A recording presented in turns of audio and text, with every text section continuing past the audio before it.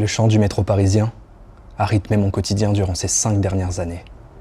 Des années durant lesquelles stress, joie et doute se sont entremêlés. Des années durant lesquelles il manquait quelque chose à ma vie. Créer. Elle était absente et pourtant elle fait partie intégrante de mon identité, de ce qui me fait vibrer et de ce que j'ai toujours aspiré. Encore aujourd'hui, en fermant les yeux, je peux apercevoir ce petit garçon passant des après-midi entiers à créer des histoires, seul ou accompagné, avec tout et n'importe quoi. Il n'y a pas pire chose que de se retrouver dans une situation non désirée, dans laquelle être perdu est le maître mot. Par la force des choses et des influences, j'ai quitté La Réunion pour me rendre à Paris, pour étudier dans une voie dans laquelle je ne me suis jamais vraiment retrouvé, pour suivre une ligne toute tracée et rendre fiers mes parents. Mais ce bout de papier cartonné sur lequel est inscrit mon nom et une qualification ne me procure aucune sensation. Dire que ces années passées dans la plus belle ville du monde m'ont été inutiles serait mentir. Elles m'ont notamment permis de croiser des tismés sucrés comme lui, genre. Restons sérieux un instant. Je vous le garantis, ça sera pas très long. Rien n'arrive par hasard dans la vie. À 24 ans, je suis reconnaissant d'être passé par ces étapes. J'ai énormément appris et j'ai compris qu'il n'y a pas meilleure sensation que d'être maître de ses décisions. Aujourd'hui, je ressens au plus profond de moi ce besoin d'ailleurs, de partir très loin, pour me découvrir davantage et me construire. Je sais ce que je laisse derrière moi en faisant ce choix.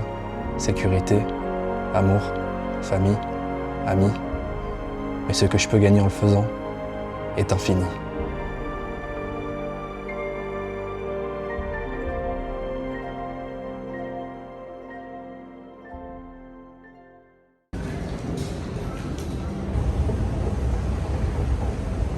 J'ai fait 1h30 de vol depuis Paris pour atterrir en Allemagne dans l'aéroport de Berlin-Brandenburg et je suis là pour une escale de 11 heures. Je suis sorti dehors pour prendre un peu l'air. C'est pas la canicule ici, donc vive l'Allemagne franchement. Par contre, je suis un peu frustré parce que je me trouve actuellement à Berlin, la ville du doner kebab, la ville où on est censé manger les kebabs les plus fat avec beaucoup de viande, etc. Bien juteux. Et je pourrais pas. Pourquoi ? Parce qu'il est bientôt minuit passé et j'ai pas les sous pour me payer un taxi jusqu'à Berlin Centre et manger un kebab. Je vais faire des économies pour l'Australie parce que je vais peut-être devenir SDF, on sait pas ce qui peut arriver. Donc ce soir c'est... Il est 4h du matin ici à l'aéroport de Berlin et ça fait plus de 5 heures que je suis assis sur ce genre de place. Et il me reste encore 5 heures d'attente avant mon prochain vol de 12 heures pour Singapour. Je suis totalement éclaté.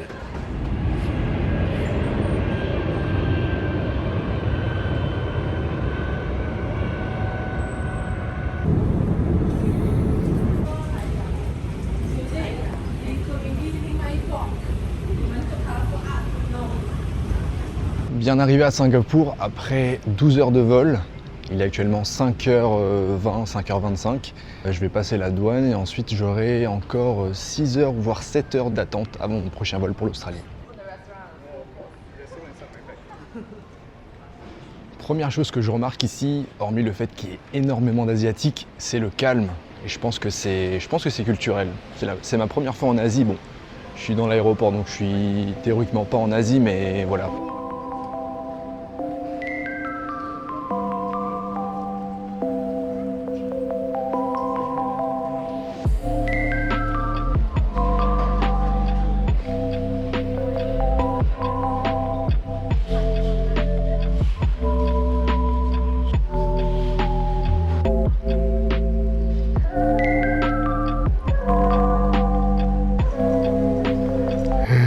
Je crois bien que c'est le plus bel aéroport que j'ai vu de ma vie. C'est très lumineux, il y a de la verdure.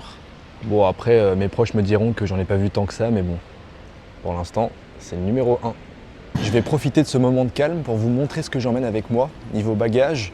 Parce que pour ceux qui ne le savent pas, je pars en PVT en Australie pendant 1 an avec uniquement un sac à dos. Niveau affaires, qu'est-ce qu'on a ? Alors j'ai un sac banane de 4 ou 5 litres, je crois. Et ensuite, j'ai un sac 35 extensible à 40 litres. J'ai la petite gourde juste ici. Et le travel neck. Voilà. Je vous mentais pas quand je vous disais que Singapour, c'est le meilleur aéroport. Ici, même quand tu fais pipi, tu continues à voyager.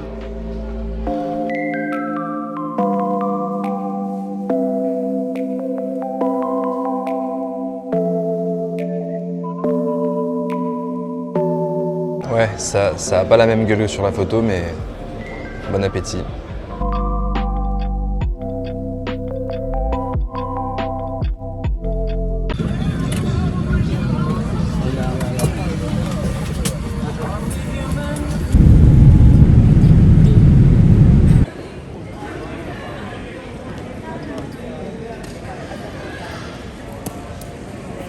Welcome to Australia les gars! C'est dingue en vrai et je déréalise complètement parce que je suis vraiment fatigué. Je sais pas si ça se voit, je dois avoir une tête d'un mec qui a fumé 5 joints d'affilée là. Je suis assez étonné par le déroulé du passage en douane, enfin du passage à la frontière parce qu'on m'a pas demandé mon visa et j'ai rien scanné du tout dans mon sac. On m'a dit vous êtes tout seul? Bah, allez-y, tant mieux pour moi. L'idée maintenant c'est de prendre le train pour me rendre dans le centre de Perth. Donc je vais prendre celui-là, le T1. Let's go!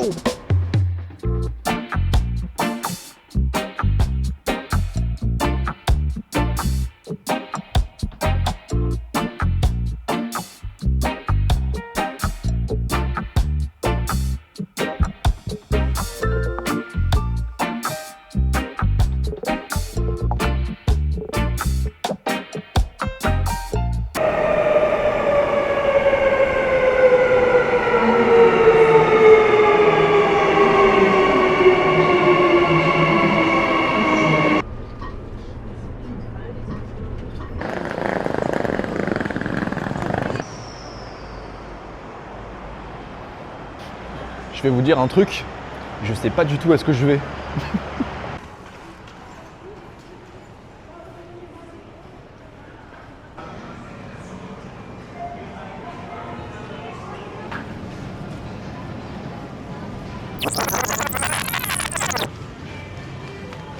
Ce qui vient de se passer, c'est que je viens d'acheter une carte SIM prépayée pour avoir un numéro de téléphone et pour pouvoir commencer les démarches, compte bancaire, etc.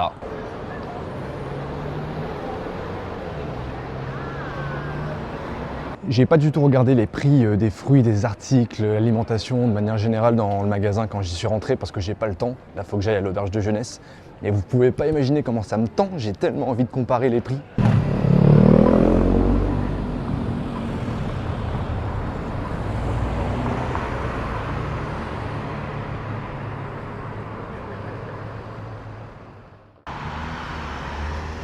On se retrouve quelques jours après mon arrivée à Perth.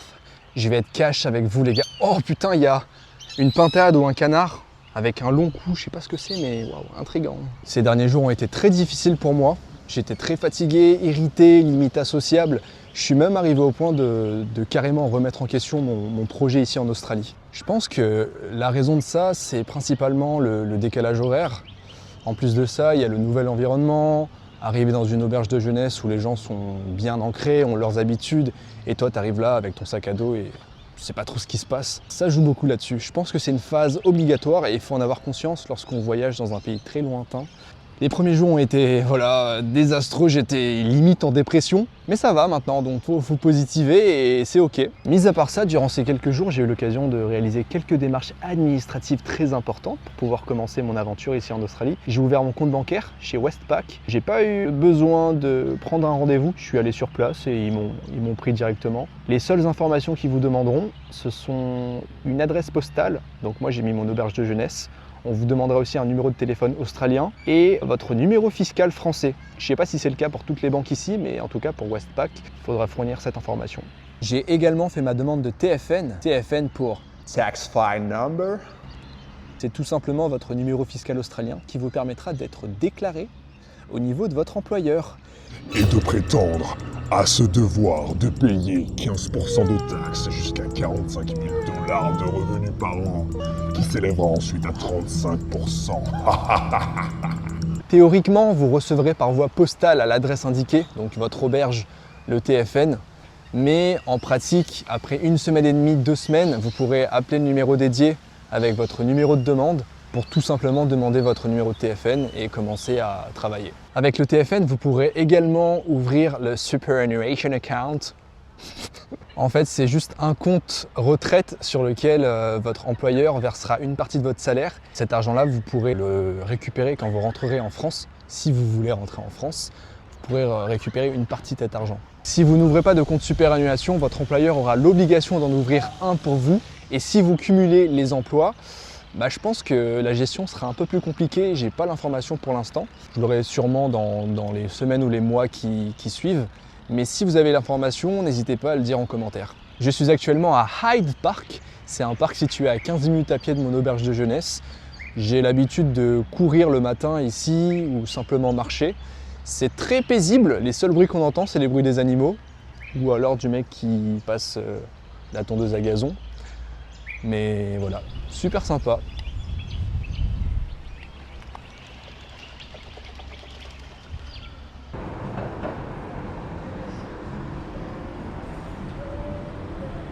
Je suis actuellement dans le quartier de North Bridge. C'est à peine 2 minutes de mon auberge de jeunesse. C'est un peu Chinatown ici, je vous avoue. Salut toi.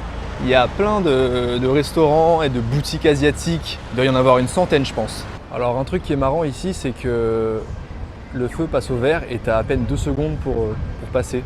J'ai quand même cette sensation d'être dans un pays américanisé, du moins à Perth, avec les grosses bagnoles, les routes bien larges. Ça me fait cette sensation, c'est peut-être que moi. Ça fait 2 minutes que j'attends. Et toujours pas de signe de feu vert.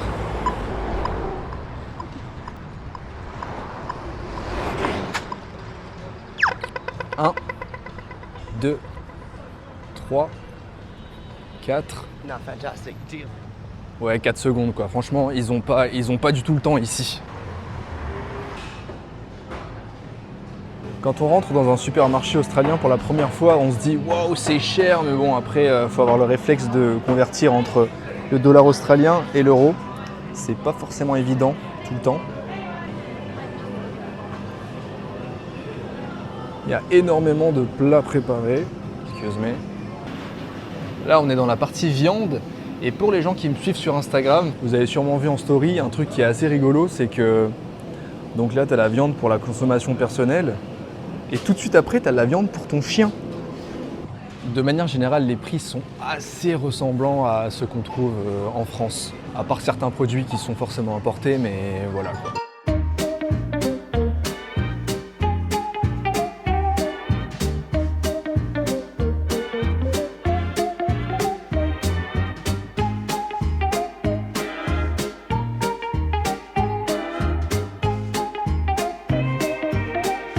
Mes amis bretons, vous ne serez pas perdus, on a pensé à vous, même ici.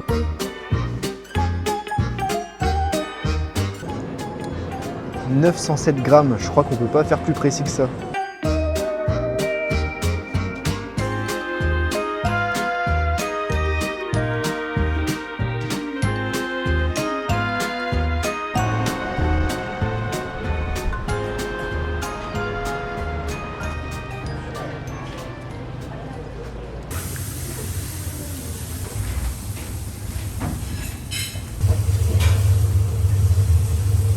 Les amis, on se retrouve cette fois-ci à Claremont, c'est dans la banlieue de Perth. J'ai fait 10 à 15 minutes de train pour me rendre ici depuis le centre et je marche en direction d'un magasin de chaussures pour me chercher des Birkenstock.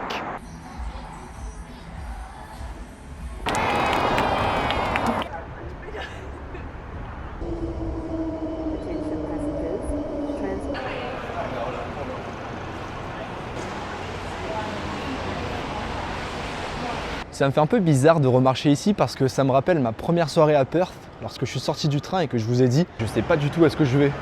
Et c'était pas des blagues, je savais pas exactement où est-ce que j'allais parce qu'en fait ce que j'ai fait c'est que j'ai fait une capture d'écran de Google Maps de la gare à l'auberge de jeunesse et j'avais uniquement que ça pour m'orienter parce que j'avais pas internet. Et donc j'avais cette capture d'écran là et le nom des rues dans la ville, c'est tout. Le ressenti que j'ai de Perth après ces 8 jours, c'est que le centre-ville, il est très calme. Là, on est samedi par exemple et je trouve qu'il y a presque personne. Après, c'est pas une aussi grande ville que Melbourne ou Sydney, mais voilà, je pensais qu'il y aurait quand même plus de monde. Ça fait déjà 8 jours et les choses avancent vite parce que dans 3 jours j'ai un entretien pour un premier travail et sachez que j'ai besoin de ce travail pour que je sorte ma première vidéo.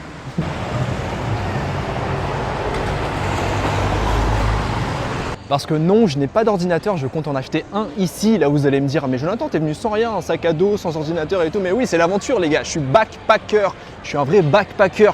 Pas question de venir ici avec une grosse valise et tout. Moi, c'est juste un sac et ma motivation. D'ailleurs, depuis que je suis là, je suis pas trop allé au restaurant, je vous avoue. J'ai plus fait les courses et cuisiné dans l'auberge de jeunesse. Mais vous inquiétez pas les gars, le premier travail arrive et tout vient à point. À qui c'est attendre? Bienvenue dans mon humble demeure. On est 4 actuellement dans cette chambre de 4 personnes. Et lorsque je suis arrivé il y a 8 jours, j'ai eu l'immense bonheur de découvrir une bouteille de vodka ici. Le fait que pour monter sur son lit, il faut se doter d'une certaine agilité, peu commune. Et enfin, l'existence d'un marteau. D'un marteau, les gars, un marteau. Mais bon, c'est confortable en réalité. Les lits sont assez confortables et les gens sont pas trop bruyants. Bon, il y a certaines personnes qui ronflent forcément, mais voilà, c'est la vie, hein, c'est ça d'être en auberge de jeunesse.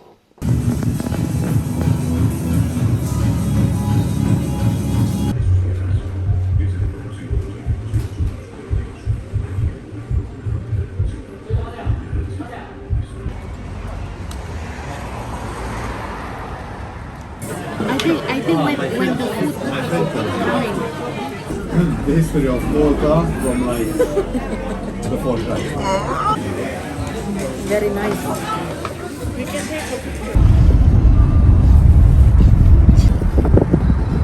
Bonjour, comment ça va?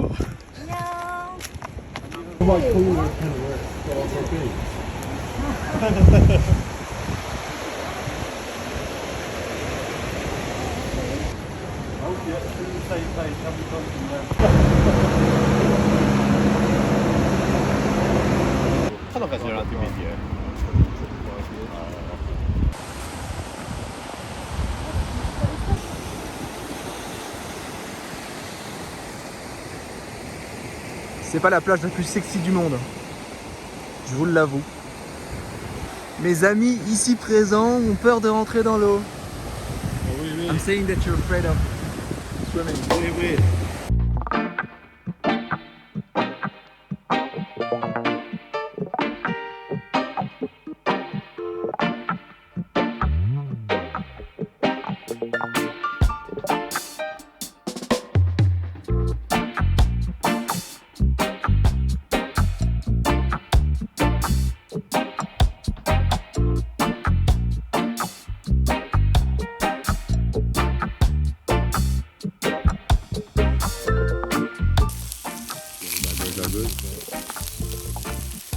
I think more.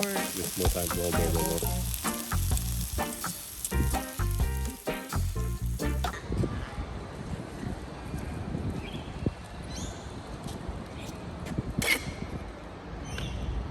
Bon les gars, malheureusement j'ai pas été accepté pour le poste dont je vous parlais il y a quelques minutes.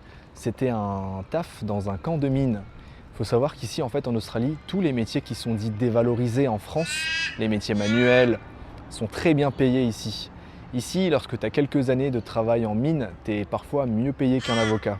Les mines, ça sera peut-être pour plus tard, j'ai pas envie de continuer à postuler dans cette industrie pour l'instant. D'autant plus que pour y accéder plus facilement, il y a ce qu'on appelle des tickets. Ce sont des formations payantes qui peuvent aller de 300 $ à 3000 $. Et moi, clairement, si je dois payer ça, je dors ici en fait. Donc en résumé, concernant ma recherche de travail, pour l'instant, c'est un entretien non concluant et des refus. Mais attendez, ce sont pas n'importe quel refus. Toi qui me regardes, je suis sûr que tu as déjà été confronté à ça. Tu sais ces mails automatiques de qui te disent « Malgré la qualité de votre candidature, nous sommes navrés à l'effet ». Non mais sans déconner les gars, en vrai ce genre de mail c'est horrible, c'est inhumain. Tu sais même pas pourquoi t'as pas été accepté. Je peux comprendre qu'au niveau des entreprises, il y a des centaines, voire des milliers de candidatures, mais faites un retour quoi, enfin un minimum personnalisé quoi, pas un truc qu'on retrouve dans toutes les entreprises à chaque fois. On sait très bien que vous en avez rien à faire de notre candidature, voilà.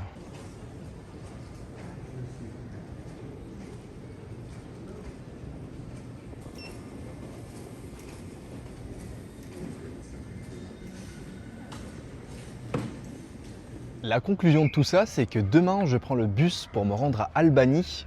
Albany, c'est une ville située dans l'extrême sud de l'Ouest Australie.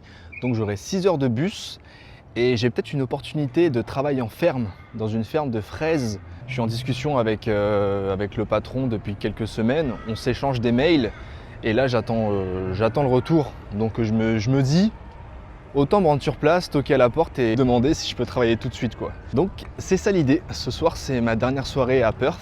Et bah voilà, merci Perth. On se retrouve.